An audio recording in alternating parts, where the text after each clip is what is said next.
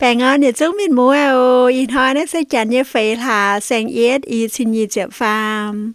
Tao mình mua tỏi bùa, ta muang nàn trình dung. Y dẫn chế nàn trình dung sẽ yếm thay tệ tập bùng, yếm huệ hốc làng, phùng tài. Phía dung miền, cha tổ dung miền sẽ chéo, yào châu, yếm thay tệ tập bùng, yếm phá tàng làng.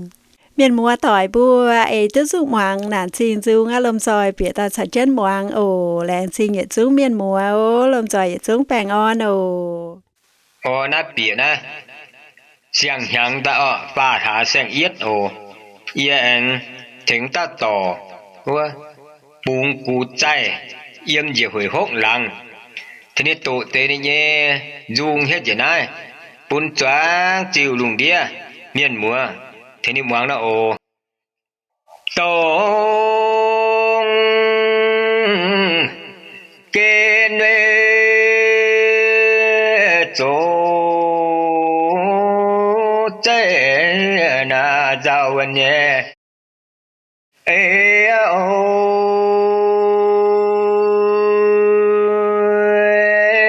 chun dễ lô chun nô toàn bùa choáng ô chiên nô in yo yam sun tê hát tiêu nhẹ lâu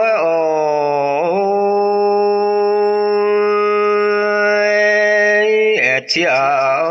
su lô ra tài giao đủ nợ phiền mơ chiều nhà nuôi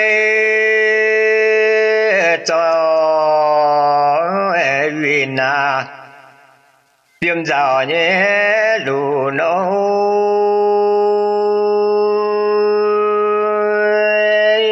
phăng thao đô chỉ nô cho xong đuổi ô liều tung cho cho lo na hồi hốc nhẹ làng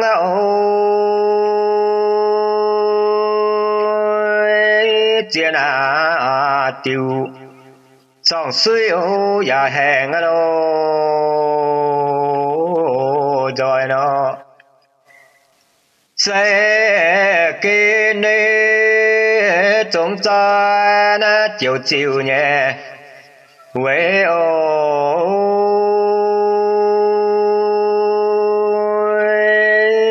na hẹn hai lâu với giảm giàu đâu phiền mơ nam nhớ mà tại na giá biên tội ôi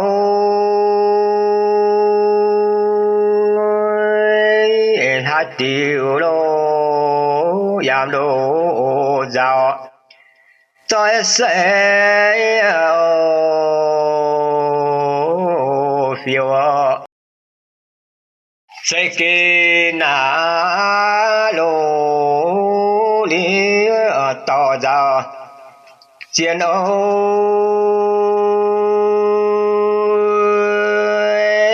na nô về nói tu bên hạng chỉ na lô cho nó quê nhà nơi thọ sang giảm khó nhẹ lô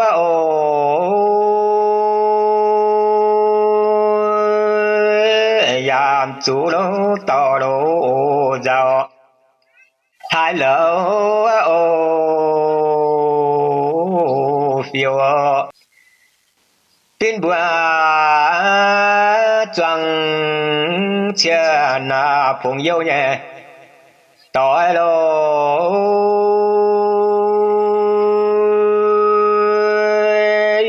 thiên đi xì ngô quần điều ấy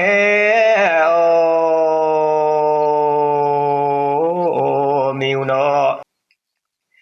lô điều ấy sẽ kỳ nó giàu bàn lũ nó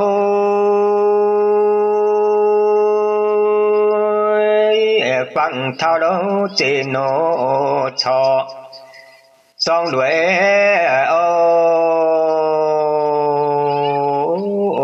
liều lo tu na thiên vi thiên na nhiên na rồi vua nhé thao tại tam đèn lộ tại tiêu giá mà rồi nó cho vi nhìn quên chun thiên điệu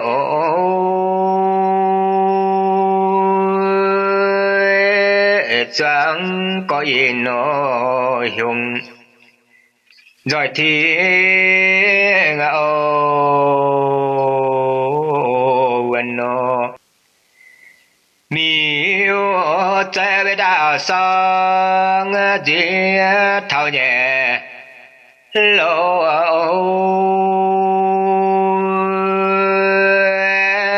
giảm hiểu luôn thang lỗ nó chiều qua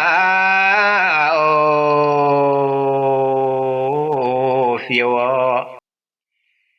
nam nhiều vì vài to nó có trẻ trời trẻ lâu cần siêu tối nhất vì nó đâu toàn ngô yo dia với bài tên màu nhẹ nhẹ hiếu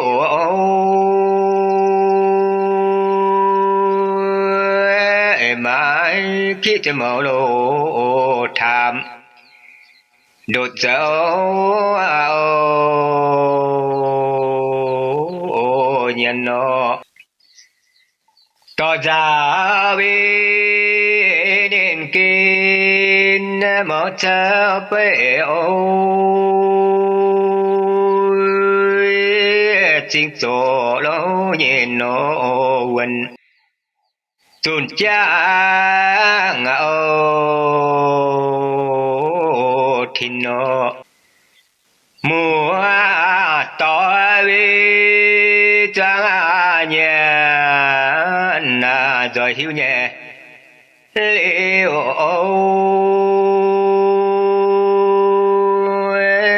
ở chủ đâu liều đồ phiếm lan qua lan nó sẽ cha mi sẽ cả na siêu hiền nhẹ nói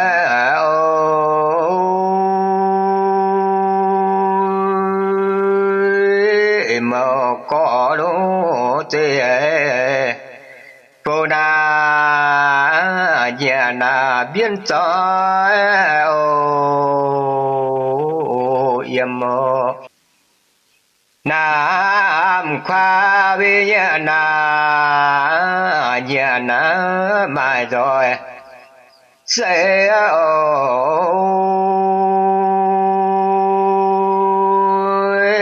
nhiều trái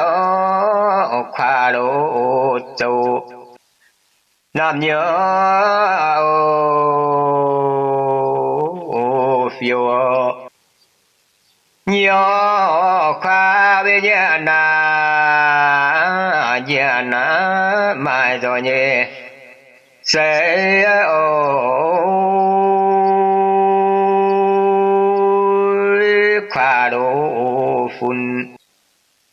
mà sao bây giờ mà đâu to nó trên cho bên yên vần tuần thi na đi ở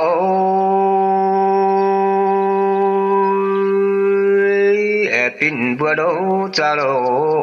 nhân ý siêu sang ngô sẽ cha mà đổ dấu ở miêu liêm cho lô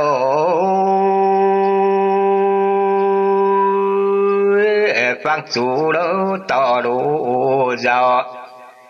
chính chỗ nhìn nó yên ta về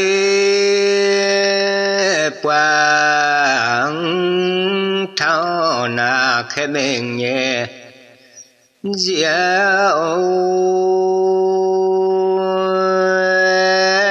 rồi đèn lâu thì ngộ quần liệu ấy phiền mò mùa tỏi về nhân nhân giá qua như thảo giảm hiu lô thiên nhân thang lại phiêu nhẹ ta về quang thao na trên đây mình nhẹ diệu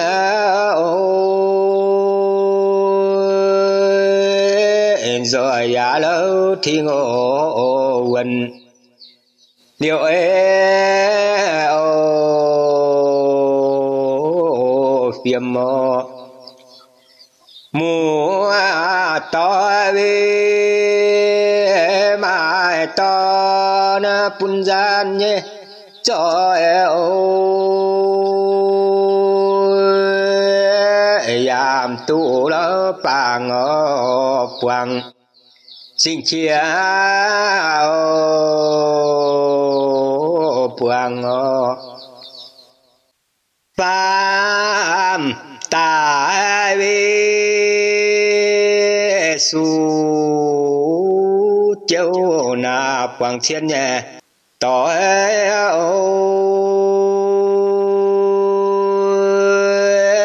chia bao lâu liều lô phiêm lan qua lan nô quang thao về dia na nhẹ na chế pha mình nhẹ dia rồi giá lâu thì ngộ quần liệu ấy phiền mò sa cô thay bê pháp chè na tu hiếu nhẹ liệu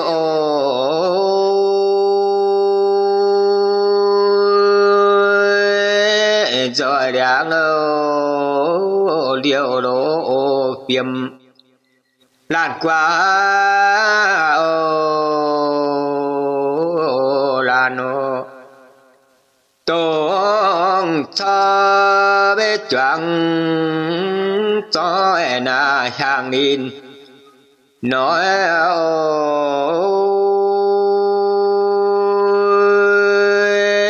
mà hai đâu dài lộ xin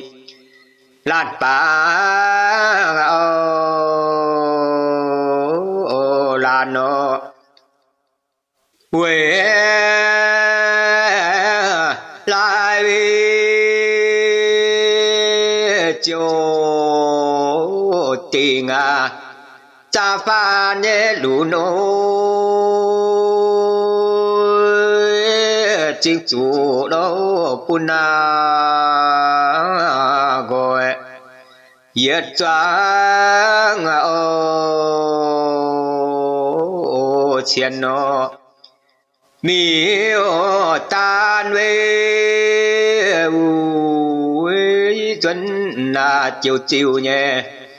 cho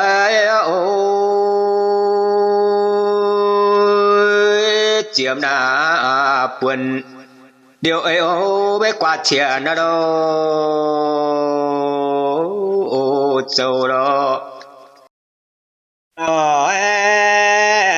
choáng về chiều tình dám cô nhé vin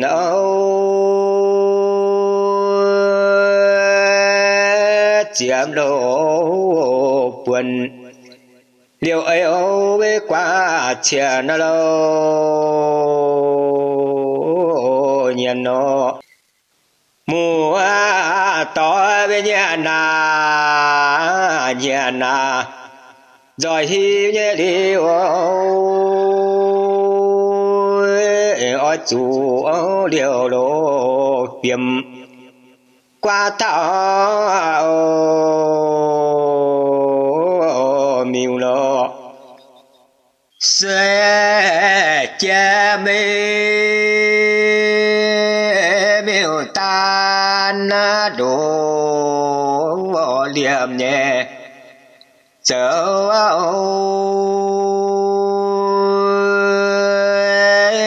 siêu tội lo vì na toàn giao lũ nợ phiền mò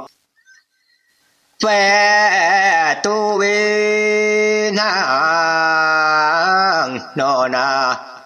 xin cho na nhiên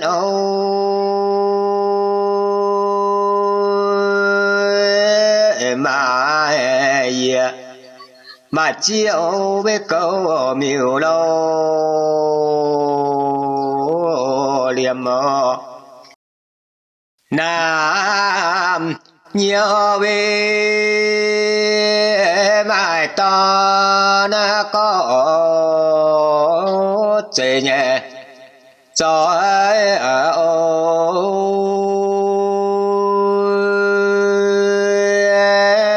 có trẻ đó vì na toàn có trẻ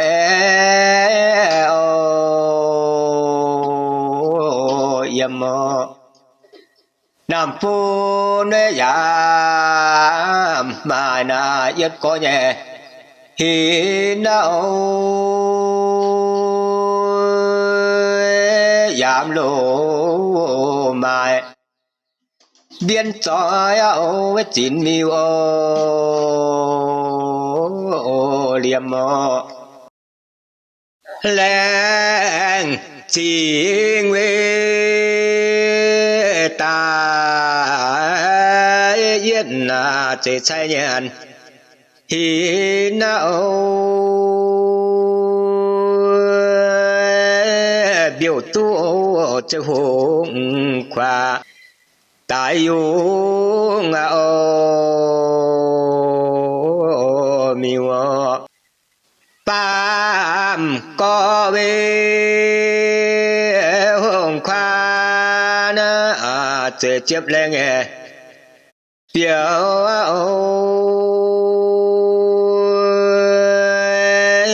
chiều nhật đó đến na xiên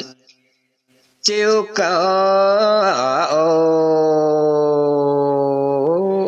miêu lo huệ lại po na nhà na chiều tu nhé bèn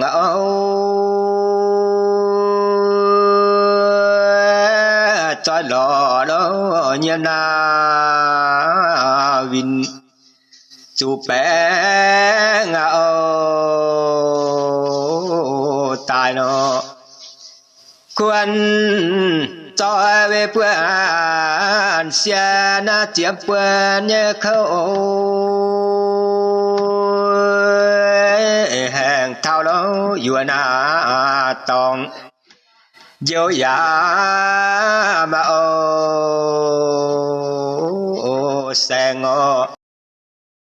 yam côn nuê chế cana buồn xiên nàn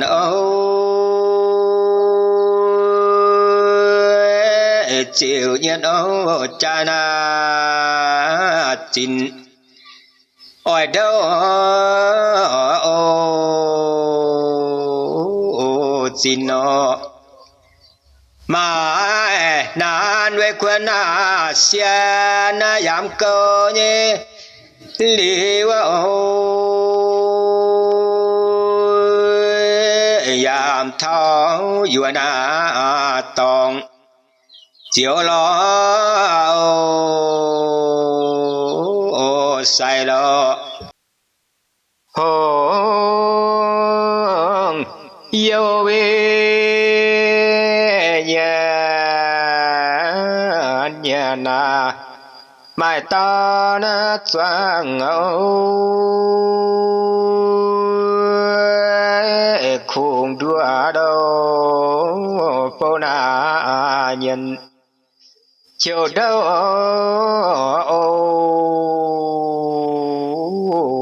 xin nó đâu na xin nuôi siêu trai na nhàn hàng nhẹ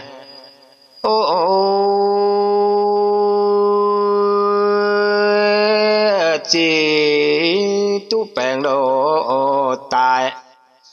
chiều khỏe na xiên nó chia bảo vệ quân xiên khâu thao nhẹ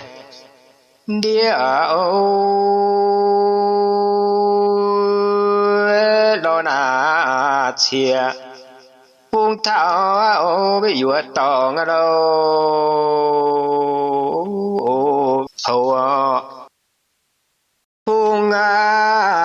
thao dọa tòng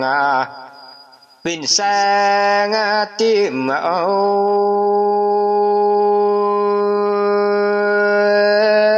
pin nó sang tim chuan nan buồn đâu xiên nó chia buồn khâu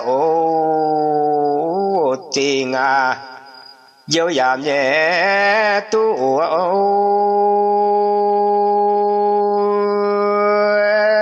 ba mẹ nó giảm đồ lù bê mẹ ngã tiêu nó nam nhiều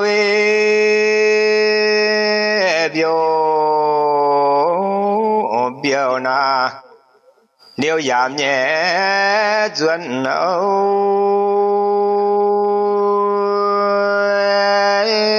phăng chân ya mò kiu lỡ cha ngã yêu bê cha bê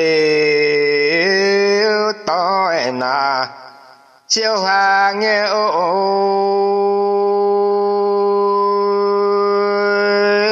chiếp bao đâu tao đâu giàu nan tu tu nó nam nhiều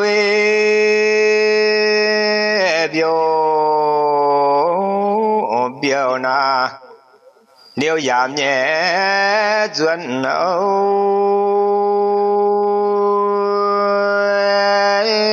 phăng chiến ya mô cứu lỡ cha ngã yêu bê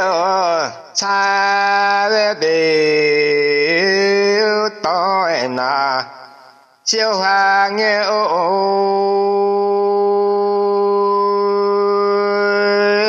chiếp bao đâu tao đâu giàu nạn tu tu nó trên dấu về chỗ nào nhìn na dùn thiên địa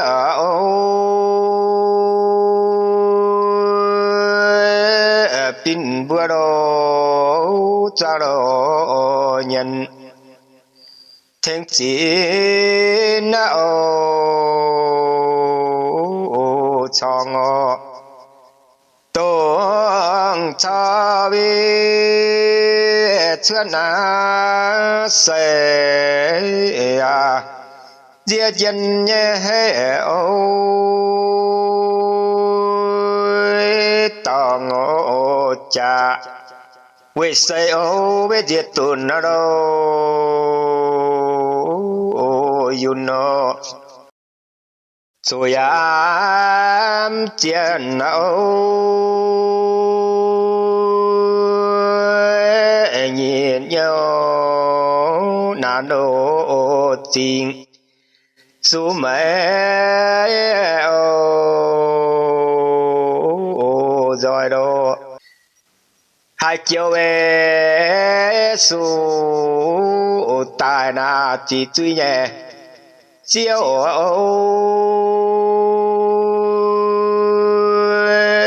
ở chủ đâu bèo đâu gọi suy thắng hiểu rồi am chiến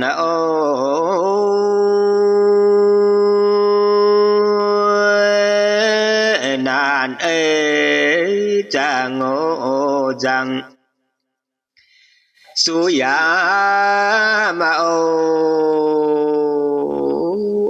rồi nó chiếu nhà na thiên điệu chỉ tàn nhẹ chiếu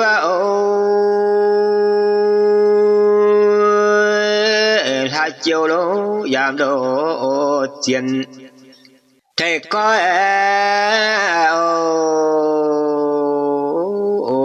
tiền nó nhiên bùa về trên tiền thì làm chia nhẹ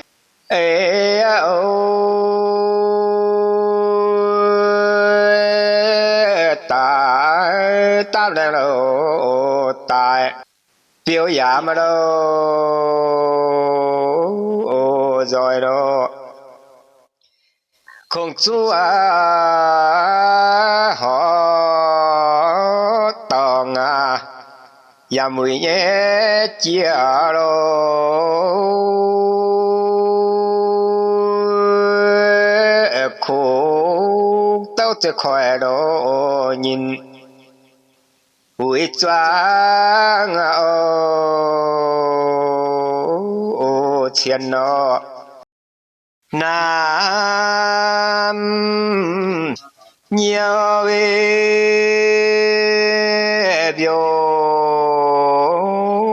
biểu na nếu giảm nhẹ duyên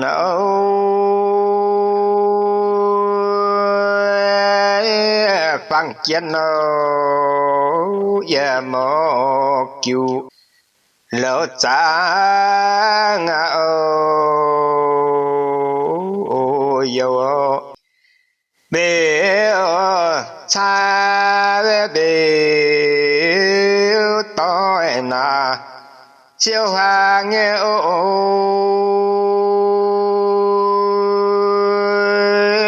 chia bao đâu tao đâu giàu nạn tu tu nó trên dấu về chỗ nào nhìn na dùn thiên địa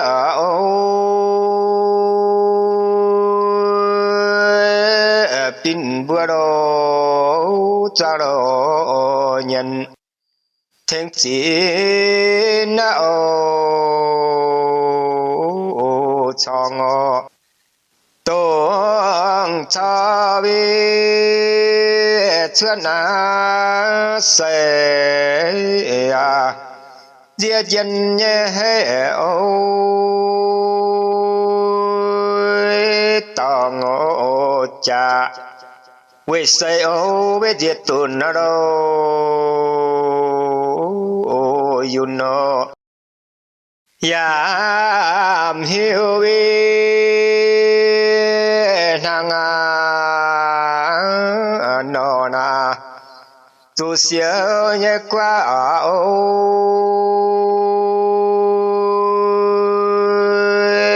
chạy đồ choàng nam nhiều biết có phun ở đâu gọi đó pin bùa biết choàng chết na miền mưa nhé tỏi thiên đi nhẹ nô quên ôi khó liền nó rồi am tiền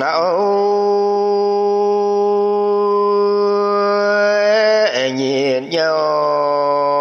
nản đồ tình số mấy rồi đó hai chiều về số tài na chỉ truy nhẹ chiều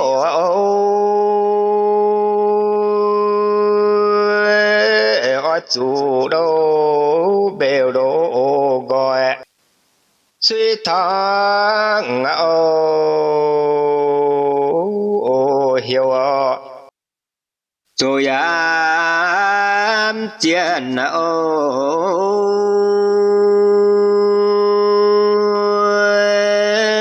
nạn ấy chẳng ngộ rằng su ya ma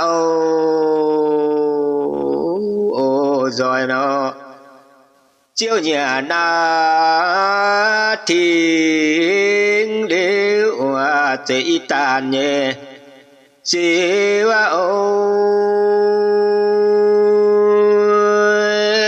hai chiều đó giảm độ chiến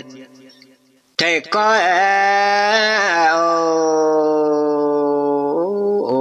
chiến nó nhiên bùa về trên pian thì làm chia nhẹ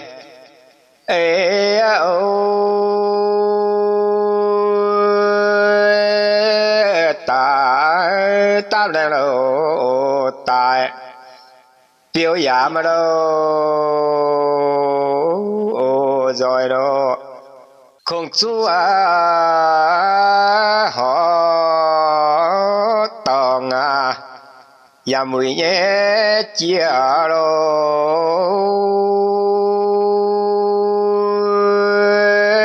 khổ tao sẽ khỏe đó nhìn bụi choáng chiến nó